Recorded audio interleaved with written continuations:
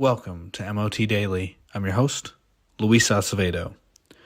Today, we start off with an interesting story about a cyborg fish that might help create artificial hearts for humans. So, in 2016, Harvard researchers created the first 3D printed organ on a chip. Now, it's better called a heart on a chip rather than an organ on a chip.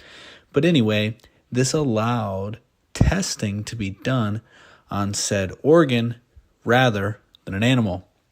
Then in 2018 at Harvard, a 3D printed human heart ventricle that actually beats survived for months in the lab.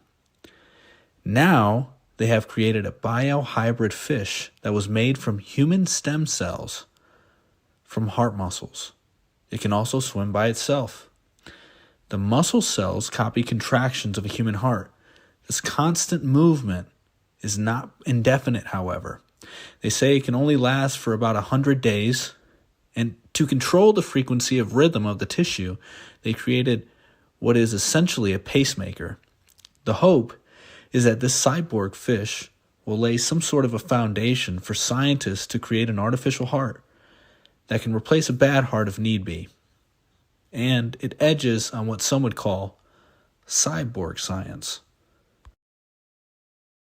In other news, the RCMP tells crypto exchanges to halt and report trades to anyone involved with the trucker blockade. Earlier this week, Canada had enacted the Emergency Measures Act, which is the first time it's been enacted since 1988, and it was invoked due to the trucker blockade. This essentially labeled those involved as a threat to national security. This act allows the government to take necessary measures for the next 30 days. This order by the police stems from the act. The Ontario Provincial Police and the Royal Canadian Mounted Police have listed 29 crypto addresses to target. These measures aren't solely for crypto, but are also for bank accounts. Coming back stateside in Arizona, a bill passed the state Senate that would ban abortions at 15 weeks. Now, in 2020, roughly 5% of all abortions were at 15 weeks. This bill passed on Tuesday. It still has yet to go to the House, and then if it passes the House, which we assume it will because it's a Republican majority, it will land on the governor's desk, who has been strongly opposed baby killing for a long time. And the representative who is leading the charge on this, the senator rather, Nancy Barto, said, "The state has an obligation to protect life, and that is what this bill is about.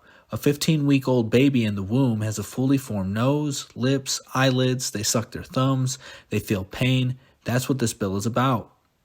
This bill would also make it a crime if a doctor performs an abortion at 15 weeks, but the woman would not be persecuted. Doctors, however, could lose their license and face felony charges. The bill also makes an exception for women who are at risk of serious health issues during pregnancy or risk of losing their life. Now, it looks like the ultimate goal here is to eventually roll out a bill that would ban abortions at 6 weeks. And this bill is unique from other ones because it would allow private citizens to file lawsuits against anyone helping a woman get an abortion at 6 weeks. Let's go to the East. President Xi Jinping tells China to defend itself with stronger laws and good lawyers. In a recent address, Xi Jinping said the following: "We must follow the rule of prioritizing the most urgent task, strengthening legislation related to external matters, and further complete laws and regulations against sanctions, interference, and long-arm jurisdictions."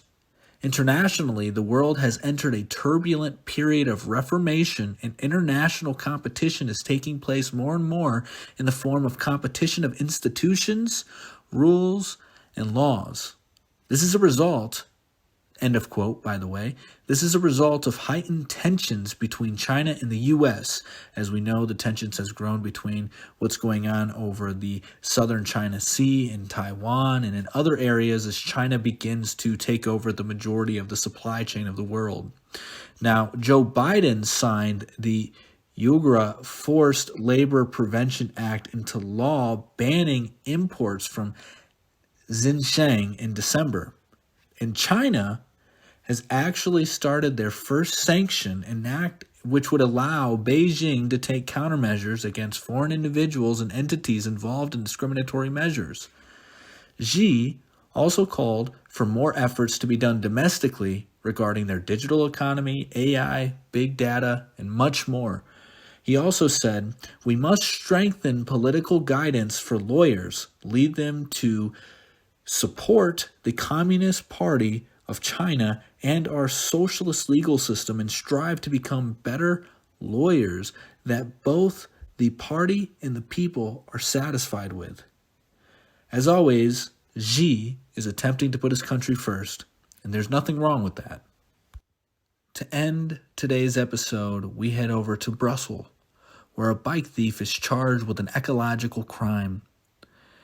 So this thief was charged with an ecological crime because he stole somebody's bike, which would then require that person who is the victim to take something that would pollute the environment.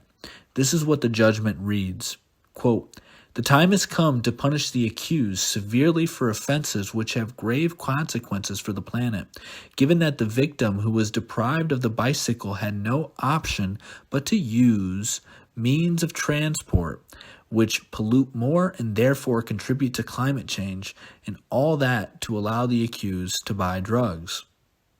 Now, it's pretty ironic, or funny rather, that we see more focus on the damage to the environment than the use of drugs.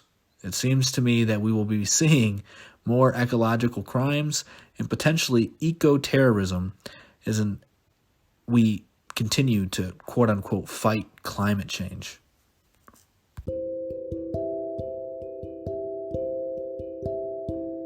That's it for MOT Daily. Thank you for joining us today. Be sure to subscribe if you want to stay ahead of the curve with MOT.